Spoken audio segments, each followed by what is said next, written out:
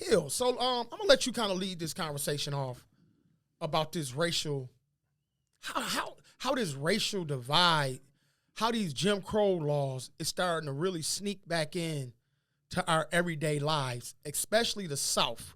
We're seeing it more in the South. It's more prevalent in the South now, but when they start these things, it spread like wildfire. It ain't gonna just stop there. So, because I got a couple of things I want to talk about it too. So I'm gonna let you lead off this conversation. Well, it's definitely I think it's definitely going to get worse. You know what I'm saying? So it's just we got to pull it together, and we definitely got to get out there and vote. But I don't know what's going to happen, man. It's going. I see that it's going to get ugly. It's going to get ugly before it get better. I look at it like this, and I'm just being honest. I think it'll get ugly for some, but not for everybody, because I noticed they trying to change how we teach our kids. I didn't learn about Black history in school. Right. So to me, I don't even care. I know Florida is pushing some extreme laws about teaching Black history in schools. Mm-hmm. And I definitely hope they don't allow that to happen. I mean, he's talking crazy. But overall, I learned Black history at home with my mom and pops. Mm-hmm. They taught me Black history. And I think they're so afraid that young white people want to know about Black history now, because we are integrated, but we live in a segregated world. Right. And what I mean by that is, as far as communities, the Black communities and the white communities, unless you have money, you're pretty much isolated to a Black community. Mm-hmm. Fortunately enough, we were able to put ourselves in positions to move out in the suburbs, not the deep suburbs, but in the suburbs. Our kids actually attend suburban schools, mm-hmm. and the further you go out, the schools get better. So I'm grateful, and I know you're grateful and thankful that we are able to send our kids to schools where the gyms, the faculty period, right, everything is modern. The technology is modern, the football, the gyms, the swimming pools, the bathrooms, everything. The curriculum is even designed to elevate them. I feel sorry for a lot of the kids that live in the inner city, where they have to deal with situations where they're getting subpar education. So we are in a position, you and I and any other Black person that's able to move into an area outside of the city where their kids is being offered a better education. Right. And with saying that, this is why they're trying to take Black history out of the schools, because now the white kids, they interacting with Black kids. Yeah. So the stereotypes that they're getting about Black kids and Black people in general, it's not that they don't believe it anymore, because they interacting with them. Yeah. Is 9 times with most people. First of all, racism is taught at home. Mm-hmm.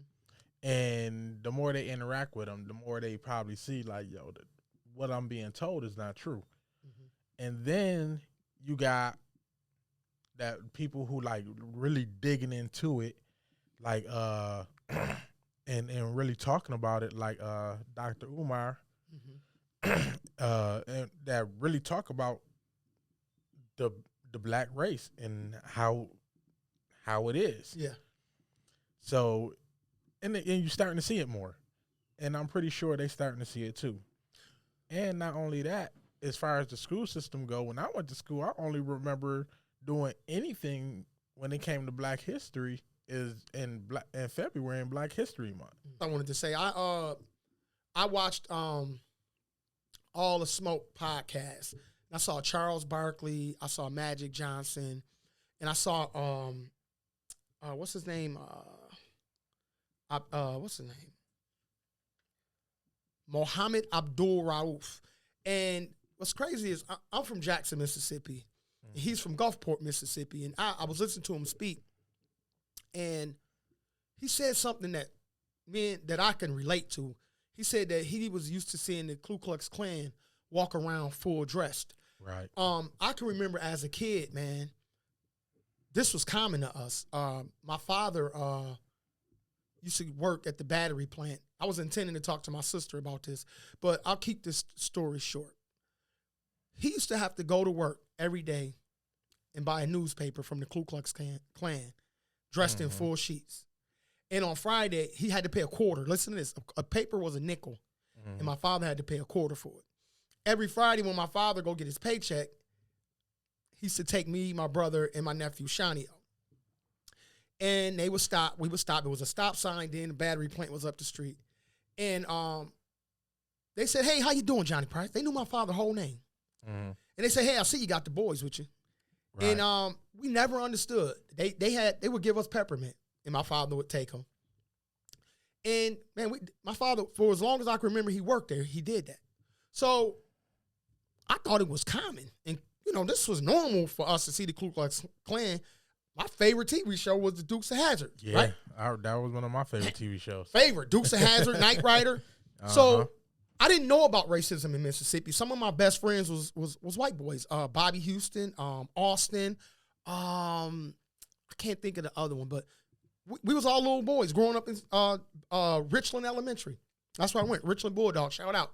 So anyway, I came to Buffalo and stayed with my grandmother, and that's when I found out about racism. Now I had watched Roots previously in Mississippi. This how psychologically racism is. You know, it's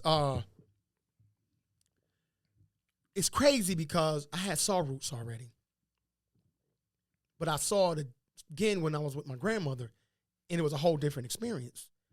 This one I learned about slavery. This one I learned about the Ku Klux Klan. I thought it was normal for what they was doing to black people in those movies, right? Right. So my grandmother started explaining what was going on. I'm like, man, the Klan bad? That flag bad? Blew my mind. So later, my father came to Buffalo around 88. He came up here, and he came back to live with my moms. And I asked my dad, Hill, I was like, yo, why you let us, why you buy the paper from the Ku Klux Klan? And, you know, I asked him all the questions, why he let us give him candy, but he never let us eat it. He explained to us, he said, because if I would have told y'all what was going on, he said, I probably would have got killed going back to work. And y'all wouldn't have been able to be little boys coming up.